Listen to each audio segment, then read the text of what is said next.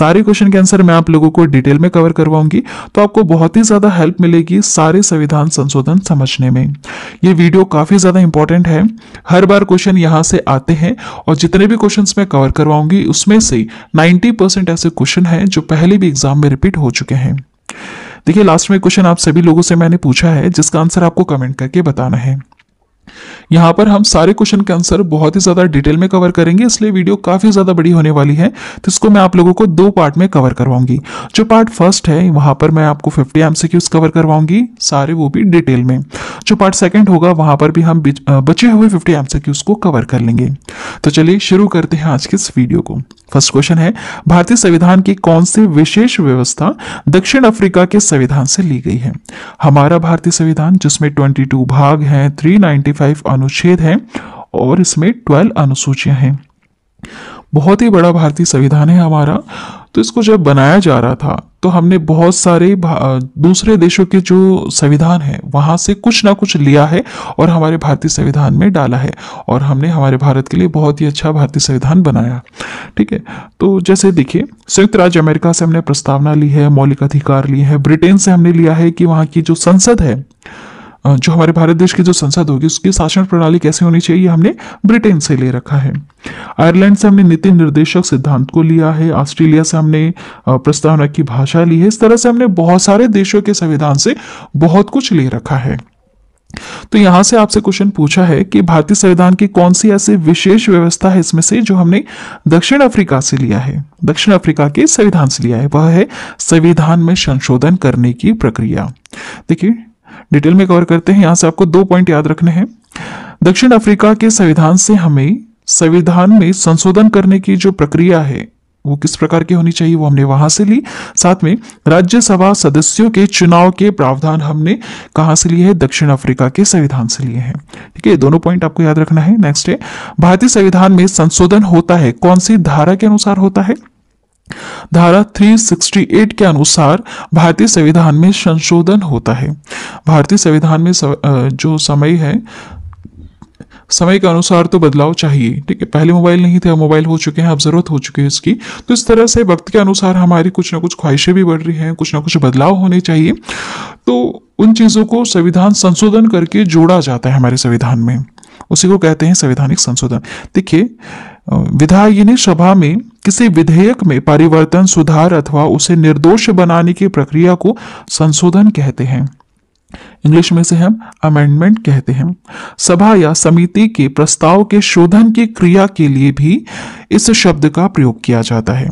Next है, संविधान के किस भाग एवं अनुच्छेद में संविधान संशोधन प्रक्रिया का उल्लेख देखने के लिए मिलता है?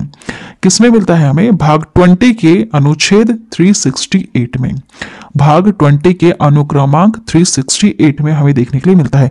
भाग भी आपको याद रखना है, अनुच्छेद नंबर भी याद रखना है। देखिए, इस प्रक्रिया का विवरण संविधान के अनुच्छेद 368 भाग 20 में दिया गया है। इन नियमों के बावजूद 1950 में संविधान को लागू होने के बाद से इसमें अभी तक 105 संशोधन किए जा चुके हैं। अभी जनवरी 2023 तक 105 संशोधन किए जा चुके हैं, जो बहुत ही ज्यादा महत्वपूर्ण है। उन्हें हम कवर करेंगे और वहीं से ही क्वेश्चन एग्जाम में आएंगे। देखिए, एक पॉइंट यहां पर मैं क्लियर करवाना चाहूंगी जो काफी ज्यादा इंपॉर्टेंट है। संविधान को जब 26 नवंबर 1949 में संविधान सभा द्वारा जब पारित किया गया था, तब 22 भाग थे, 395 अनुच्छेद थे और 8 अनुसूचियां थी। अभी वर्तमान में देखिए, हम 22 भाग तो हैं, 395 अनुच्छेद भी हैं, लेकिन अनुसूचियां कितनी है? 12 अनुसूचियां हैं। एक और चीज ये ध्यान दीजिएगा, जो 1950 सन है, 1950 में एक्चुअली लागू हो गया था। इस डेट को भी ध्यान दीजिएगा, 26 जनवरी 1950 को, 26 जनवरी 1950 को जो हमारा भारतीय संविधान है उसको लागू कर दिया गया था, है ना। इसको लागू कर दिया गया था, पूरी तरह से हमारे भारत देश में इसको लागू कर दिया गया था। जब लागू किया गया था 1950 में, उसके बाद से अब तक 105 संशोधन किए जा चुके हैं।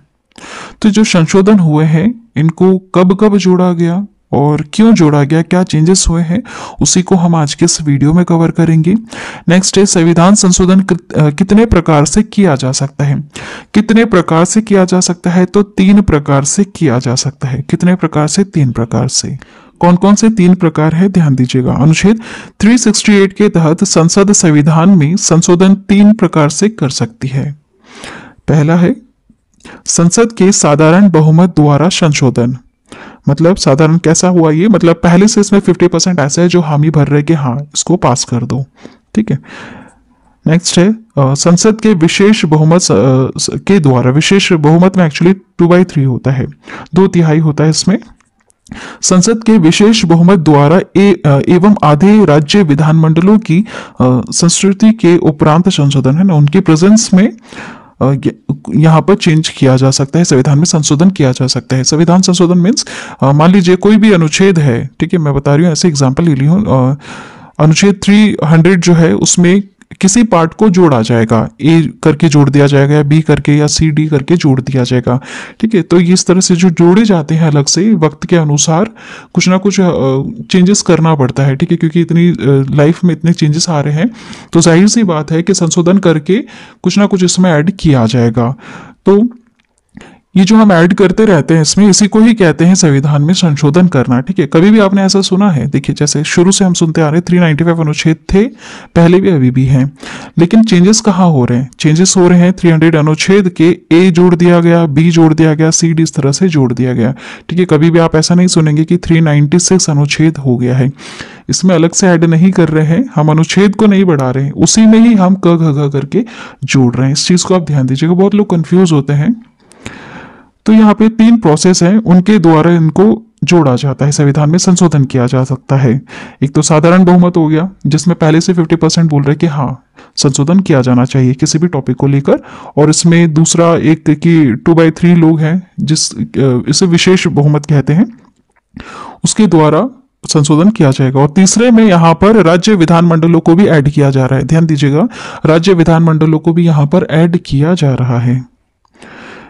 चलिए नेक्स्ट है संविधान संशोधन हेतु विधेयक सर्वप्रथम कहाँ प्रस्तुत किया जाता है। सबसे पहले कहाँ किया जाता है, अगर कोई कह रहा है कि संविधान में कुछ संशोधन करना है, तो पहली बार जो वो विधेयक आ रहा है उसको कहाँ पर पेश किया जाएगा, कहाँ पर पेश किया जाएगा, जाहिर सी बात है संसद में, है ना। संसद के 3 महत्वपूर्ण अंग है, ध्यान दीजिएगा, लोकसभा, राज्यसभा और हमारे राष्ट्रपति, ये 3 महत्वपूर्ण इसके अंग हैं। और सदन जो महत्वपूर्ण है, सदन है लोकसभा और राज्यसभा। यहाँ पर विधेयक पारित होते हैं विशेष बहुमत से या फिर साधारण बहुमत से या फिर राज्य के विधानमंडल की हेल्प से। यहाँ पर विधेयक पारित किए जाते हैं और फिर जो हमारे राष्ट्रपति है लास्ट में वो मोहर लगाते हैं और कोई भी विधेयक कानून का रूप ले लेती है, ठीक है, इस पॉइंट को याद रखिएगा।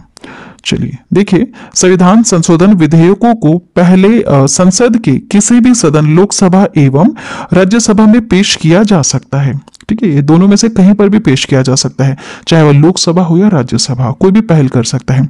न कि राज्य विधानसभाओं में, राज्य की विधानसभाओं में पहले नहीं पेश किया जाता है, पहले यह जो संसद है हमारा उसके किसी भी दोनों सदनों में से कहीं पर भी पेश किया जा सकता है कि हमको संविधान में संशोधन करना है या बदलाव करना है वक्त के अनुसार। देखिए, संविधान के संशोधन की प्रक्रिया अनुच्छेद 368 में भाग 20 में निर्धारित की गई है। विधेयक को कोई मंत्री या कोई निजी सदस्य पेश कर सकता है। विधेयक को राष्ट्रपति से पूर्ण अनुमति की आवश्यकता नहीं है, इस चीज को याद रखिएगा। ये एक और पॉइंट है, कुछ कुछ ऐसे विधेयक है जिसमें पूरी तरह से परमिशन नहीं चाहिए होती है राष्ट्रपति की, कभी कभी इसे नॉर्मल तरीके से भी पेश किया जा सकता है, उसमें भी कंडीशंस अप्लाई होती हैं। बहुत सारे ऐसे विधेयक है जिसमें राष्ट्रपति की अनुमति की जरूरत होती है ना, इस चीज को भी ध्यान रखिएगा। चलिए नेक्स्ट है, संविधान में संशोधन की पहल की जा सकती है।